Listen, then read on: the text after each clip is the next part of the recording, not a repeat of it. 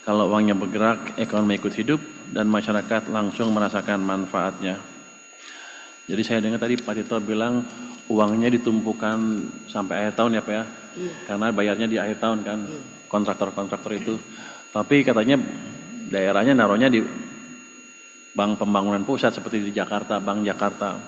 Itu kan daerahnya uangnya nggak ada uang jadinya, banknya nggak bisa muterin tuh, nggak bisa meminjamkan di sana. Harusnya walaupun nggak dibelanjakan, biar aja uangnya di daerah, jadi bank daerah bisa nyalurkan ke bisnismen atau pelaku usaha di kawasan itu. Jadi selalu kita bertanya-tanya tuh, kenapa uang di pusat terus numpuknya? Kalau kita sebar ke daerah dan uang yang balik lagi ke pusat, nggak ada gunanya tuh untuk daerah. Jadi ke depan harus dipikirkan lagi supaya uang tetap bertahan di daerah. Kalau bank daerahnya kurang bagus ya dibetulin supaya lebih bagus kinerjanya. Tapi kalau uangnya di pusat terus ya bank daerah juga nggak bisa napas. Dan yang penting adalah pembangunan daerahnya oleh swasta yang pinjam ke bank kalau uangnya ada di sana menjadi terhambat. Pemerintah pusat sudah menyalurkan dana ke daerah dengan cepat. Sekarang giliran pemerintah memastikan uang itu benar-benar bekerja untuk rakyat.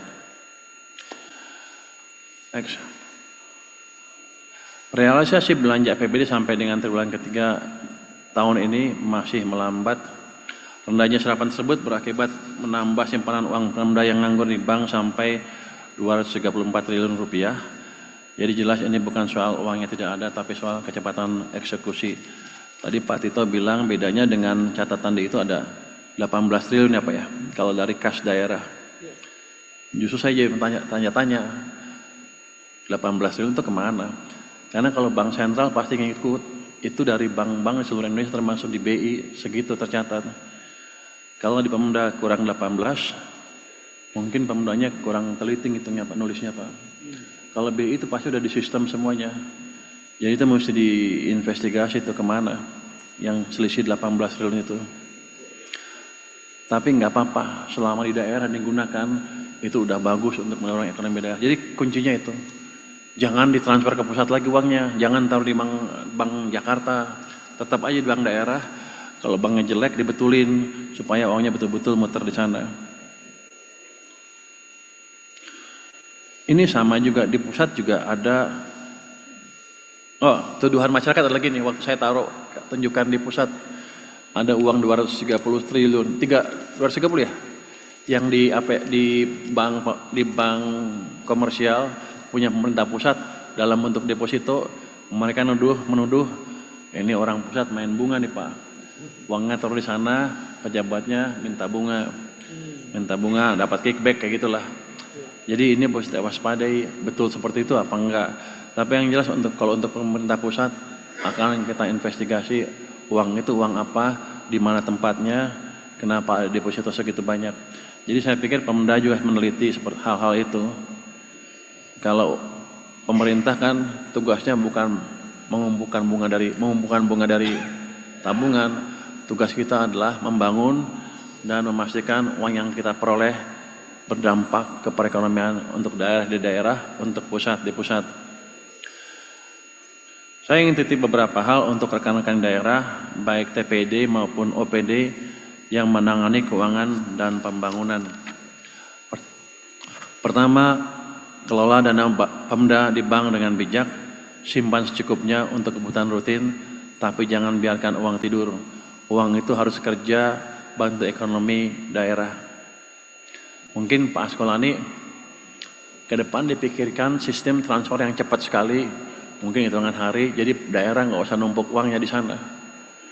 Jadi mereka habisin aja, kalau kurang langsung cepat minta ke pusat sesuai dengan anggarannya. Kedua, saya minta Pemda mengakselerasi belanja yang produktif.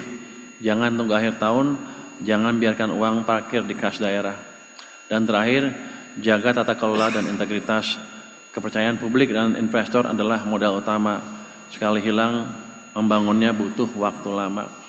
Saya ingatkan beberapa waktu lalu ada 18 gubernur datang ke tempat saya kan. Mereka menuntut transfer ke daerah dinaikkan. Sebenarnya kalau saya sih mau aja naikin. Cuman pemimpin di atas masih ragu dengan kebijakan itu. Karena mereka bilang sering diselewengkan uang di daerah. Jadi saya dulu minta ke para gubernur itu, perbaiki dulu tata kelola dan penyerapan uang daerah. 2 triwulan ke depan saya lihat seperti apa. Kalau bagus, penyelewengan sedikit, saya yakin ekonominya kan lagi kita dorong lebih cepat kan. Saya yakin uang saya lebih banyak dibanding yang diperkirakan sebelumnya. Nanti akhir triwulan pertama menjelang triwulan kedua, saya bisa hitung berapa uang yang saya bisa tambah untuk TKD. Tapi dengan syarat tadi, tata kelolanya sudah baik. Karena kalau jelek, saya nggak bisa ajukan ke atas. Presiden kurang suka pada rupanya kalau itu. Tapi kalau kita punya bukti bahwa udah bagus semua, harusnya nggak ada masalah kita naikkan. Jadi untuk membantu bapak-bapak di daerah, tolong bantu saya juga untuk mendapatkan track record seperti itu. 2 triwulan saya pikir udah cukup. Triwulan keempat tahun ini dan triwulan pertama tahun depan. Dan terakhir, data KPK juga mengingatkan kita dalam 3 tahun terakhir, masih banyak kasus di daerah. Dari suap audit BPK di Sorong dan Meranti, jual beli jabatan di Bekasi, sampai proyek fiktif BUMD di Sumatera Selatan. Artinya reformasi tata kelola ini belum selesai.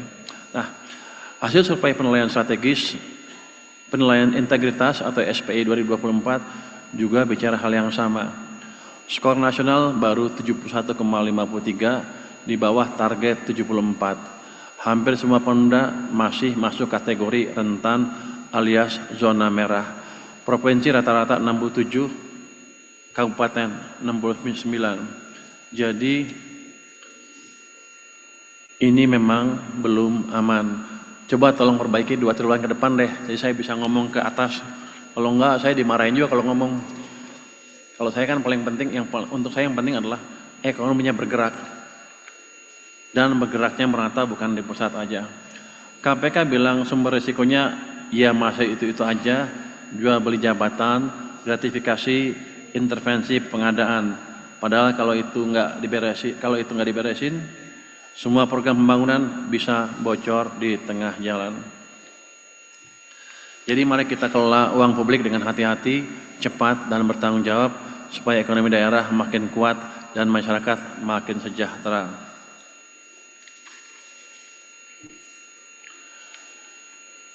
Mari dorong pelaksanaan anggaran yang lebih cepat dan lebih tepat dan lebih transparan.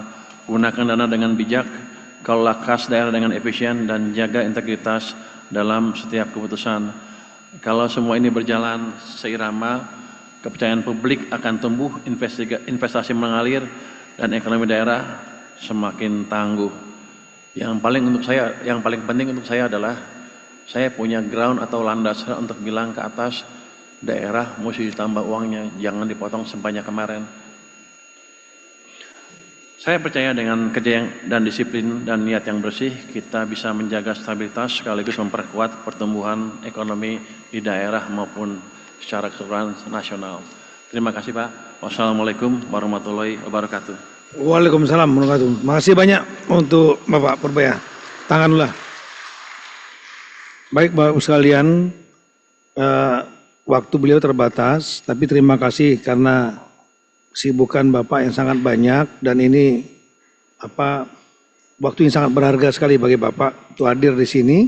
Mudah-mudahan ini bukan yang pertama.